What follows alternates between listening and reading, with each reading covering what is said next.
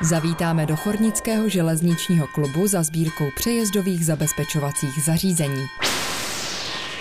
V legendách nám zavoní parní lokomotiva Heligon. A v úžasných návratech budeme posunovat.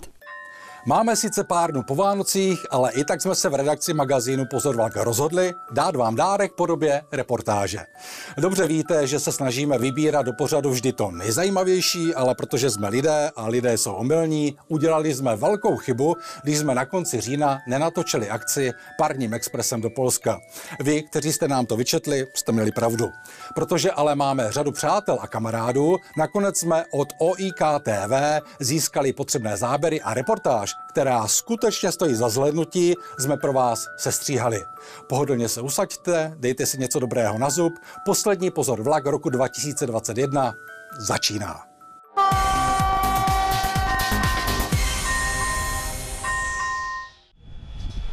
Pardubický kraj, polský Dzierżoniów, Javořina Šlonska a Němka. O tom bude tato reportáž. Nebojte, rozmotáme to. Pardubický kraj s Muzeem starých strojů a technologií v Žamberku uspořádali symbolickou jízdu parního expresu v čele s lokomotivou 555 0153 Němkou z Ústí nad Orlicí do polského města Dzierżoniów a Muzea železnice v Javořině Šlonské. Zájem o tuto jízdu, na jejímž konci bude zajímavý mezinárodní železniční projekt, byl tak obrovský, že na polské straně musely být ke 4 českým vagónům připojeny další 3 polské. Tyto záběry už jsou z polského města Dzierżoniów, kde zástupci Pardubického kraje, města Dzierżoniów, Muzea železnice v Javořině Šlonské a Muzea starých strojů a technologií v Žamberku podepsali memorandum o mezinárodní spolupráci. Nabízí se tady poměrně úzká spolupráce, vytvoření jednoho železničního muzea na české straně, a to v Dolní Lipce, a jednoho železničního muzea na polské straně, a to v Dzierżoniově. Zároveň se také nabízí propojení pravidelnými nostalgickými jízdami parních vlaků, čili nejenom Kralický expres, Kralický sněžník, tak jak jej známe doposud, ale můžeme nabídnout i propojení z Lichkova přes Mezilezí Kótsko až do Dzierżonova, případně dál.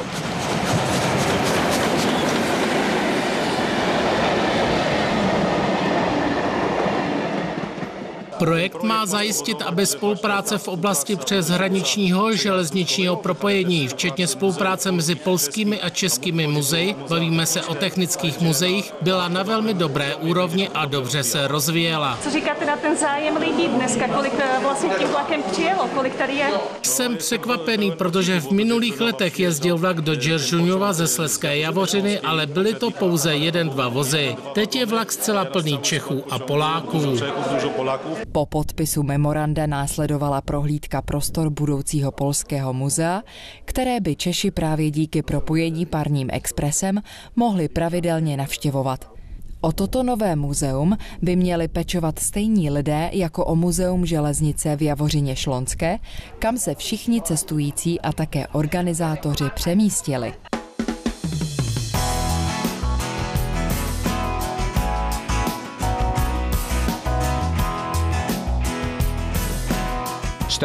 Máme tady 40 parních lokomotiv a zhruba 120 dieselových i elektrických lokomotiv z různých let. Nejstarší jsou z 19. století. Vlastně vás tímto zveme do Muzea železnice v Javořině Šlonské, které se rozkládá na 2,5 hektarech plochy s 3 kilometry kolejí. Hodně toho najdete také uvnitř vlastního muzea, včetně dobových artefaktů, vybavení dopravních kanceláří. Objevíte tu dokonce lékařskou ordinaci a na své si přijdou i milovníci železnice modelové. No nic, krásný den a krásná akce končí a samozřejmě moře práce začíná, aby vzniklo nové české a polské muzeum s propojením parním expresem. Atmosféra byla výborná, nás hlavně ohromil doslova ten zájem, který byl jednak o lístky v předprodeji a jednak potom podél vlaku. Jsme viděli vlastně na každém nádraží, opravdu byly davy lidí, kteří se přišli třeba jenom podívat na ten vlak, takže věříme tomu právě, že ten provoz pravidelný, který by tady měl nastat, tak by si našel své zákazníky a určitě by rozdával radost mnohým fandům, železničním rodinkám a tak. Skvělá jízda, skvělý vlak a milí lidé. Nádherný to téma a vůbec to spojení 2 muzeí a přejezd vlastně do jiné země je strašně zajímavý. Myslím si, že pro nás český železniční cestovatele je to ojedinělé. Hodně se mně to líbilo, no. Jsem docela velký fanoušek jakože vlaku a až vyrostu, tak budu železničářem. Držíme pěsti, aby plány vyšly a my v Pozor vlak jednou mohli natočit reportáž o atraktivním česko-polském projektu Zvůní páry.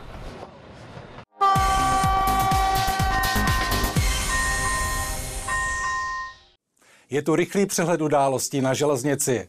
První autonomní vlak vyjel na českou železnici. Společnost AŽDD ukázala novinářům na švestkové dráze v polovině prosince první veřejnou jízdu testovaného autonomního vlaku po digitální železnici. Vlak bez strojvedoucího při rozjezdu reagoval automatickým houkáním na živou překážku v podobě figuranta. Poté, co figurant opustil do 1 minuty kolejiště, vozidlo se samo rozjelo a ve chvíli, kdy za pomocí kamer a lidaru detekovalo na přejezdu porouchaný automobil, vlak opět začal houkat, až nakonec musel zastavit.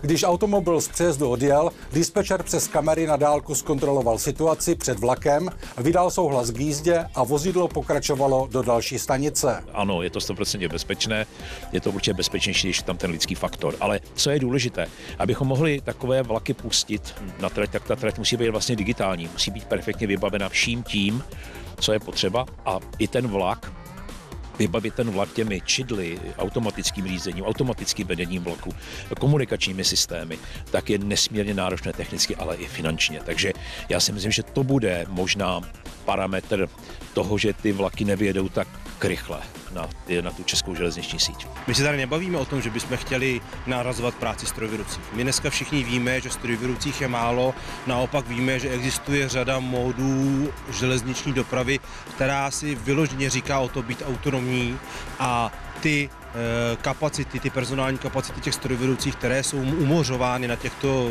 jednoduše řízených, autonomně ředitelných tratích, můžou být bez problémů potom využity na tratích hlavních. Společnost AŽDD chce první autonomní vlak zařadit do běžného provozu do 3 let. Měl by jezdit na švestkové dráze společně s vlaky, které budou vedeny strojvedoucími. Zajímavá podívaná to byla na konci listopadu v pražském středisku údržby Jih Českých drah. Parní lokomotiva 498-104 Albatros si totiž ze Slovenska přijela osoustružit kola na moderním podúrovňovém soustruhu. Zajímavostí je, že na tomto soustruhu lze dvojkoly obrábět tandemově přímo na vozidle. Albatros byl první parní lokomotivou, kterou technici soustružili na tomto moderním zařízení. Systém jednotného tarifu Vantiket prodal za první rok svého provozu 1,2 milionu jízdních dokladů v celkové hodnotě 112 milionů korun. Cestující díky tomuto systému nemusí řešit tarify jednotlivých dopravců, studovat jízdní řády či spoje. S jednou jízdenkou nasednou do vlaku libovolného dopravce a jedou do plánovaného cíle. Nevýhodou je vyšší cena jízdenek, než kdyby si ji cestující zakoupil u konkrétního dopravce a na konkrétní spoj. Železniční společnost Slovensko začala nasazovat do provozu na tatranské elektrické železnici nové jednotky společnosti Stadler. Stalo se tak s půlročním zpožděním způsobeným technickými problémy, které odhalil zkušební provoz. Jednotky zatím jezdí po konvenčních adhezních tratích. Na Ozubnicovou ze Štrby do Štrbského plesa bude nasazeno všech 5 jednotek na začátku roku 2022. Vozidla a tratě úzkorozchodných elektrických drah v České a Slovenské republice. Tak se jmenuje nová kniha brněnského spisovatele Martina Haráka, která před několika dny obohatila knižní trh. Kniha je nejenom o tramvajových městských a příměstských drahách, ale především o průmyslových drahách, například Sokolovského uhelného revíru, Mosteckého, ale samozřejmě i o drahách na Slovensku. Když bylo Slovensko součástí Československa, tak tam bylo spoustu drah, které bohužel už dneska zanikly, ty průmyslové. Ty městské, tam zbyla třeba městský tramvajový systém v Bratislavě.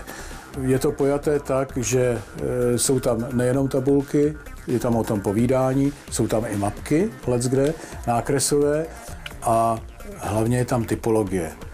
díky mým kolegům a přátelům, kteří pomohli s řadou materiálů, hlavně tedy Zdeněk Hrdina, který má na tom lvý podíl a našel spoustu neobvyklých a zajímavých materiálů v různých archivech po celé České republice. Svůj díl mají i kolegové ze Slovenska, kteří pomohli velmi výrazně a velmi značně a čtenáři si mohou opravdu, ale opravdu těšit na velice neobvyklé a zajímavé záběry a informace.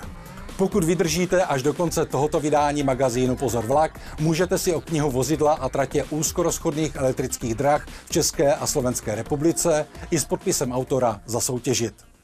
A teď si prozradíme jména výherců za minulou soutěž.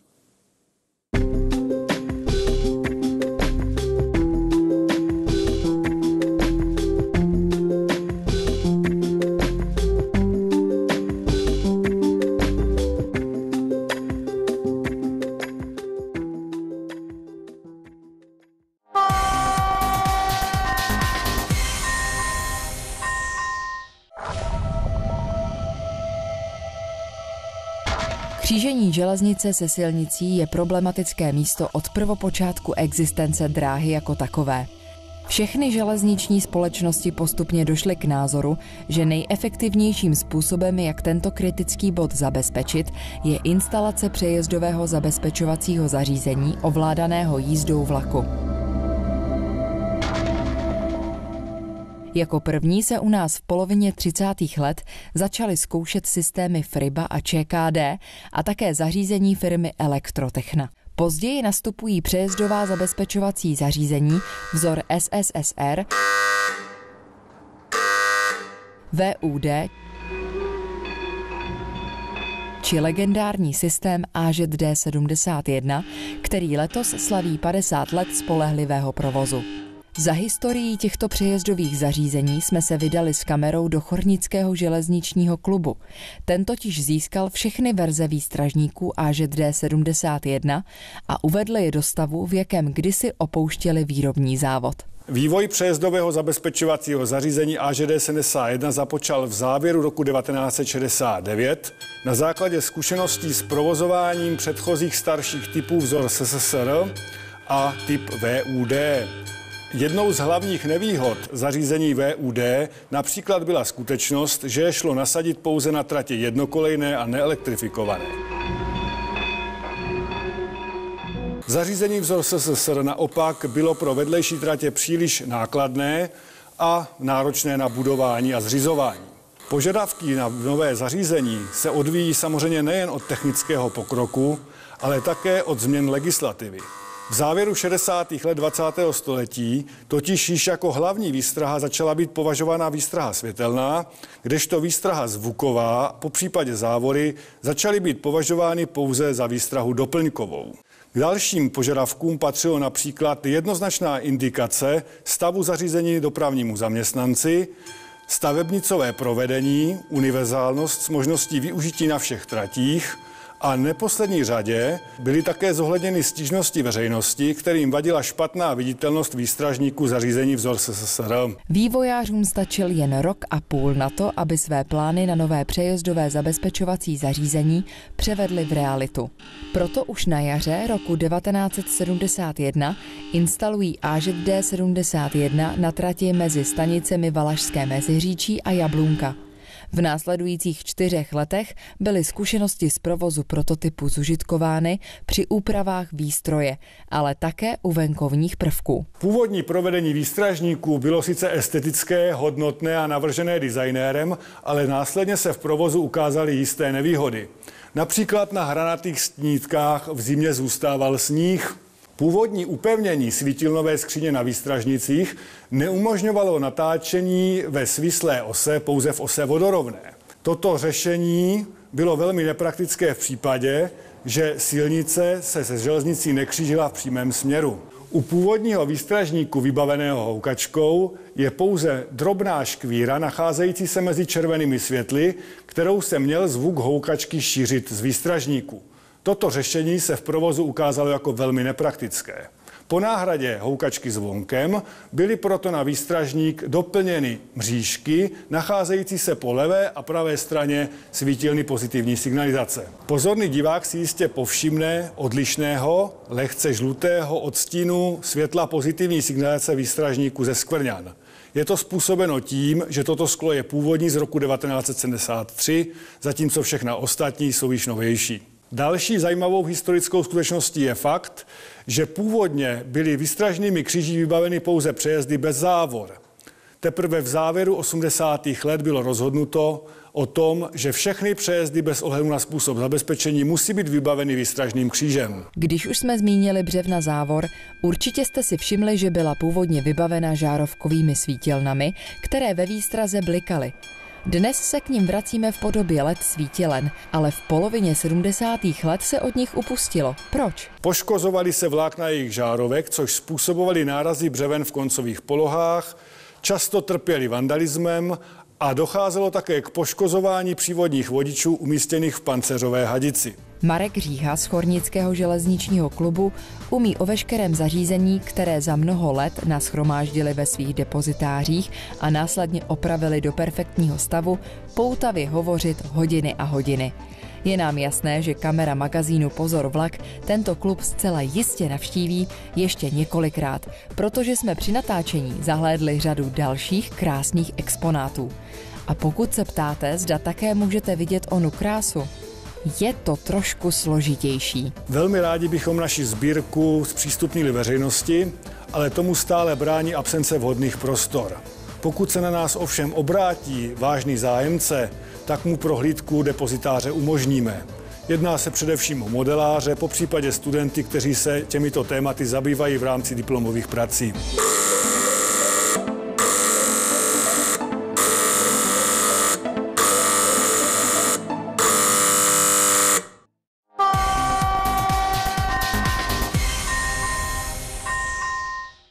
Ahoj všem! Velkou lokomotivní událostí roku 2019 bylo zprovoznění parní lokomotivy 414 096. Dnes je tento kousek, přezdívaný Heligon, jednou z nejstarších provozních lokomotiv v Evropě. Pojďme si teď společně představit řadu 414 0 podrobněji. Dvojčité nákladní lokomotivy s tendrem tehdejší rakouské řady 73 vyvinula lokomotivka ve Floridsdorfu pro tehdy dokončovanou sklonově náročnou Arlbergskou dráhu. V roce 1885 byly vyrobeny první 4 stroje, které konstrukčně vycházely z úspěšných řad 72 a 77, u ČSD známých jako 403.0 a 403.2. Pojezd i parní stroj byly při konstrukci řady 73 ponechány beze změn. Zvětšen byl ale rozvor náprav a rozvod byl umístěn mezi rámem. Nové lokomotivy se už při prvních zkouškách prokázaly jako velmi zdařilé a ještě téhož roku se rozběhla jejich sériová výroba jak ve Floridsdorfu, tak také v lokomotivkách ve vídeňském Novém Městě a Kraus v Linci. Od roku 1886 se tyto stroje vyráběly navíc i ve vídeňské lokomotivce společnosti Státní dráhy a od roku 1900 také v pražské první českomoravské továrně na stroje.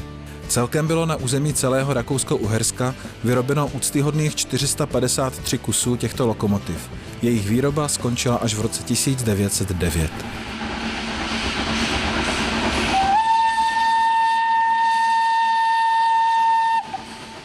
Po konstrukční stránce je řada 414 0 parní lokomotivou se čtveřicí spřažených náprav a nemá žádné běhouny. Průměr kol spřažených dvojkolí je 1100 mm. Zajímavostí lokomotivy ve srovnání s jinými dodnes u nás dochovanými typy je Gochův rozvod, umístěný z části mezi podélníky lokomotivního rámu. Uvnitř rámu se v prostoru pod dýmnicí nachází také šoupátkové komory, které jsou dobře viditelné z čela stroje.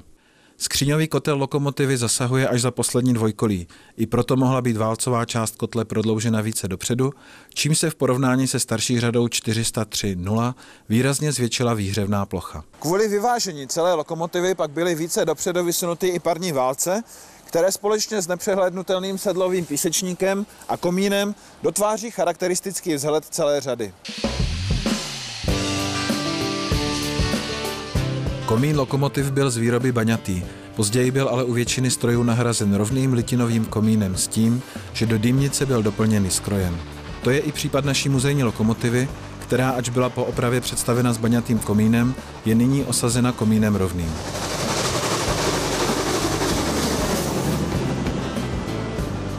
V přední části ležatého kotle se hned za komínem nachází parní dom s regulátorem, který se ovládá hřídelí vedenou vnitřkem kotle. Přímo na domu jsou umístěné i 2 pérové pojišťovací ventily.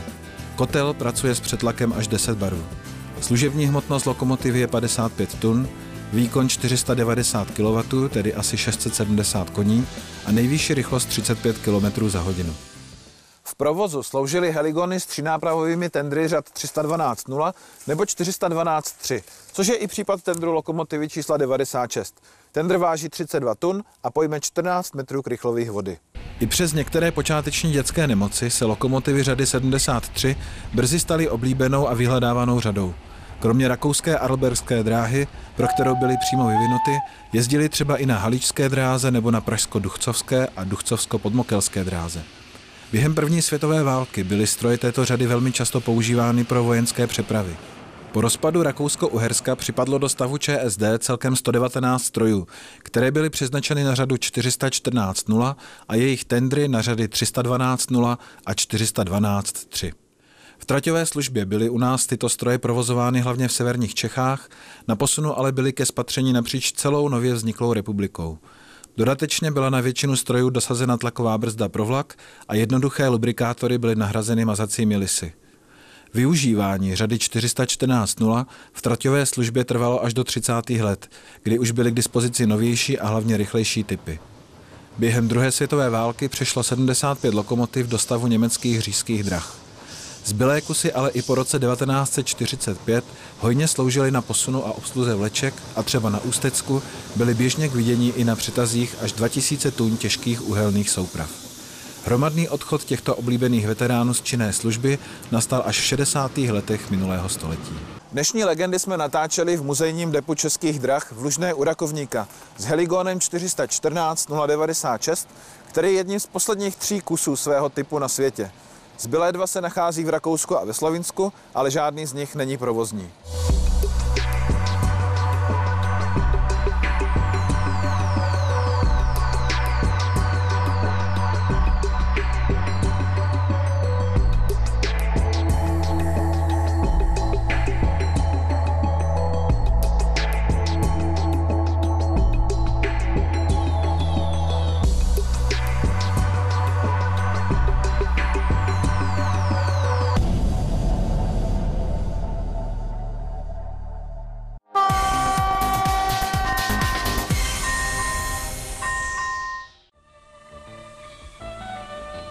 V našem filmu chceme ukázat všechny druhy posunu, jejich používání i zásady při provozu. Posun je režim jízdy železničních vozidel. Na rozdíl od jízdy vlaku nemá jízdní řád. Posunuje se například proto, aby se jednotlivé vozy z jednoho vlaku rozstřídily na nové vlaky do různých směrů, nebo se přistavily k nakládce a vykládce. Práce posunovače je těžká a nebezpečná. Od konce 80. let musí mít posunovač povinně přilbu, dnes i výstražný oděv. Posun lokomotivami lze provádět několika způsoby. Podívejme se teď, jak postupovat při posunu sunutím. Souprava s lokomotivou najíždí ke skupině vozů, které budou přivěšeny. Posunovač dává návěst pomalu. Zastavení signalizuje návěstí stůj. Při posunu sunutím je ke svěšení vozů potřeba napojit šroubovku, spojit brzdové hadice a otevřít brzdové kohouty. Lokomotiva pojíždí s posunovaným dílem za výměnu.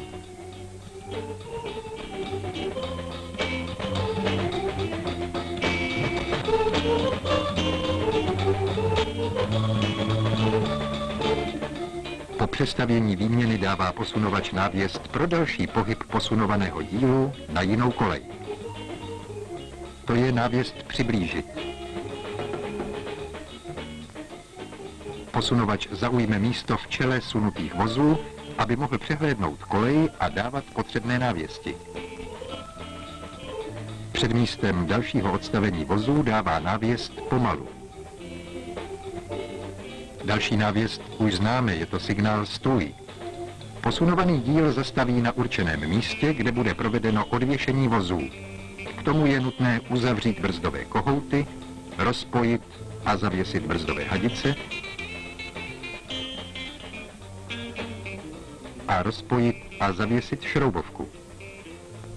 Dříve než se lokomotiva vzdálí, musí posunovač zajistit vozy proti ujetí.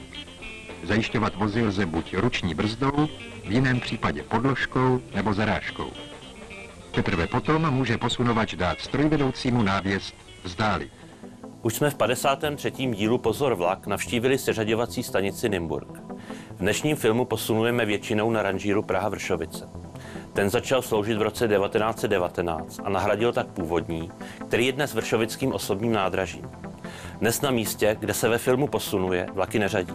I přes masivní investice v letech 1989 až 1995 byla seřaďovací stanice v roce 1999 zrušena a dnes na těchto místech můžeme vystoupit na zastávce Praha Zahradní město. Při posunu spouštěním se odvěšené vozy dávají do pohybu po spádu ze svážného pahrbku vlastní vahou. Náročnou prací při tomto druhu posunu je rozvěšování vozů. Musí být prováděno rychle a přesně. Vozy jsou směrovány na koleje podle stanic určení. Ke zmírnění nebo úplnému zastavení vozů se používají zarážky. Jestliže je vůz vybaven ruční brzdou, lze ji použít ke snížení rychlosti nebo k zastavení vozu. Ve větších seřaďovacích nádražích se používají pro snížení rychlosti kolejové brzdy. Pracovník, který ovládá kolejové brzdy, má samostatné pracoviště. Má z něho dobrý výhled na kolejiště a může tak vhodně upravovat rychlost vozů podle potřeby. Na každé směrové koleji je po ukončení posunu spouštěním sestavena vlaková souprava. Vršovické seřaďovací nádraží bylo ve spádu gravitační, takže odvěsy sjížděly vlastní vahou. K regulaci jejich rychlosti před vjezdem do směrových kolejí sloužily údolní kolejové brzdy, které vyrobila v roce 1969 Žoska Česká Lípa. Nejčastěji používaným druhem posunu lokomotivou je posun odrazem. K rozvěšování šroubovek pro posun odrazem se může používat tyče sochoru. Po rozvěšení vozů dává posunovač směrem k lokomotivě návěst odraz. Po dosažení potřebné rychlosti dává posunovač návěst stůj. Lokomotiva se zastaví, zatímco nezavěšený díl pokračuje v jízdě na určenou kolej. Na koleji jsou odražené vozy zastavovány ručními brzdami nebo zarážkami.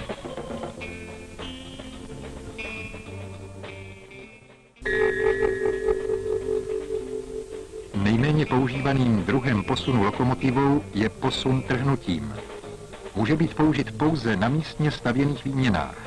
Je to způsob posunu, při kterém se za jízdy v dostatečné vzdálenosti před výměnou vozy vyvěsí buď přímo za lokomotivou, nebo nejdále za třetím vozem od lokomotivy.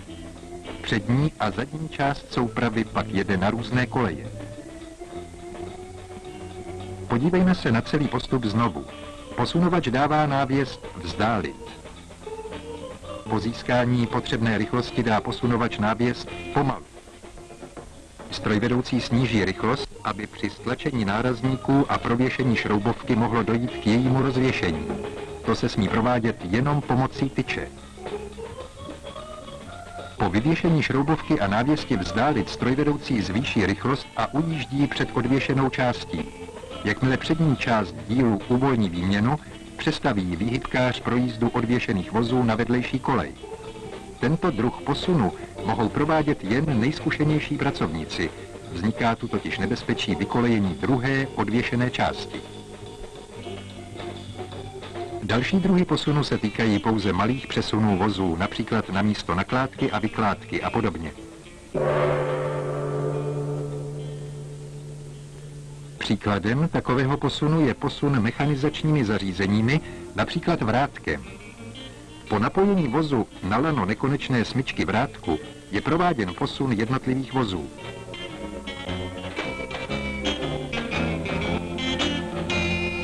Tento druh posunu se používá hlavně v uhelných skladech, v lomech, pískovnách a podobně.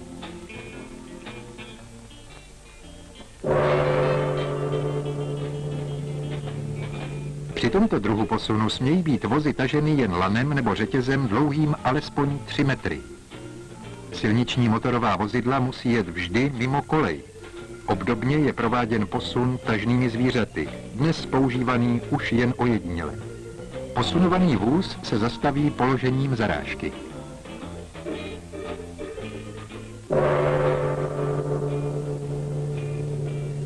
Ruční posun se používá na malé vzdálenosti, a to hlavně k přestavění vozů na nakládkových a vykládkových kolejích. Vůz se smí tlačit pouze ze strany. Vstupovat do koleje nebo mezi vozy je zakázáno.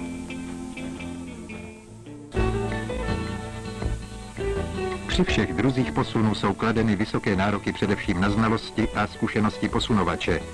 Musí dobře ovládat všechny pracovní úkony a dodržovat bezpečnostní předpisy. Jenom tak může zajistit bezchybný provoz, bez závad a zbytečných nehod. Záběrem z Prahy Libně, která jako seřaďovací stanice funguje dodnes, jsme se rozloučili s posunovači. V příštích úžasných návratech se připravíme na zimu, mráz a sníh na trati.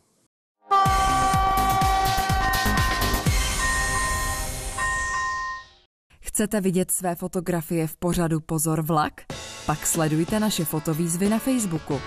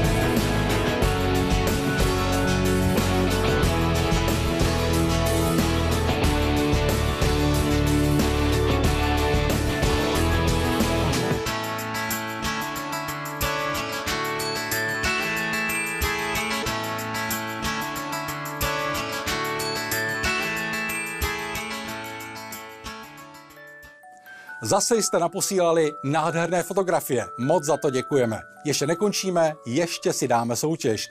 3 z vás mají šanci získat knihu Vozidla a tratě úzkorozchodných elektrických drah v České a Slovenské republice autora Martina Haráka i s jeho podpisem. Otázku vám položí přímo autor knihy. Mám pro vás poměrně těžkou otázku, je to takový malý chyták. Existuje v České republice do dnešních časů nějaká úzkorozchodná dráha s elektrickým pohonem? Pokud víte správnou odpověď, posílejte ji na adresy uvedené na obrazovce, a to do 15. ledna roku 2022. Toto byl poslední díl magazínu Pozor vlak v tomto roce. Děkujeme za vaši přízeň a přejeme, ať máte rok 2022 krásný a především zdravý. Za měsíc na viděnou. Železniční společnost Slovensko.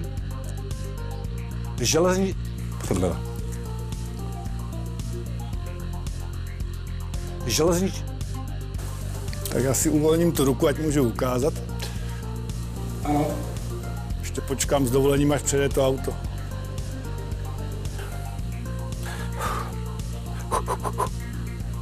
Vršovické seřadě... Já to nedám. A když spadnu z vršku, rozbiju si